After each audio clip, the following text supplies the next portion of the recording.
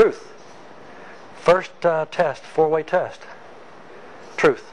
You know, have we forgotten that truth empowers us? That truth empowers you as people? That for those that we need to remind that truth empowers, they'll also learn that truth empowers as well?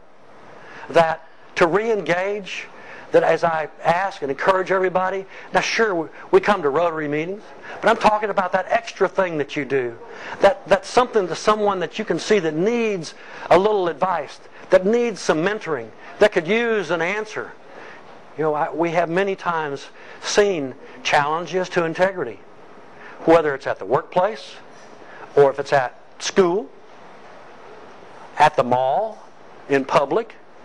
You know, we have to find more courage among ourselves to defend integrity by saying to someone, wait a second, I don't think this is right.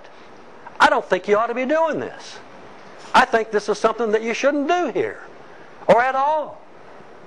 It's not easy, but it does take some courage to bring it up.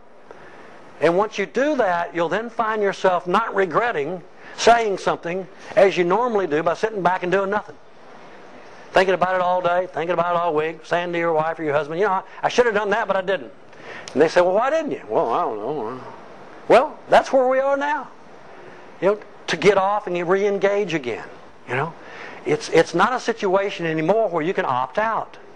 When I say opt out, you can't say, well, you know, I'm just finished with all that, and I don't really have that much impact anymore, and I don't think that I'm going to become involved. And no, you can't do that.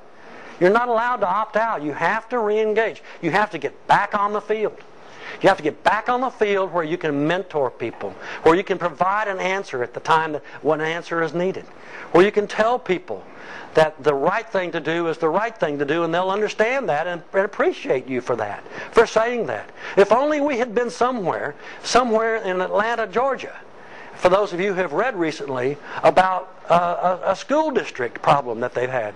I think it came to light for us because of a superintendent being hired who was from the Atlanta school district.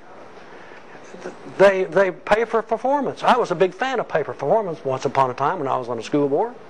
Now that they're doing it, what do we get? 44 schools were involved in the educators cheating on the exams so that their exam scores would be higher, so that they could get their bonuses. If we only had the chance to be the next door neighbor to someone, and they would say, you know, I'm thinking about something, I've been watching something, I don't think I should do it, and that's where you say, you betcha, and you shouldn't do it. You don't have to tell them why, they know already. So re-engage. No yelling from the sidelines. You got to get back on the field. You got to be part of the process.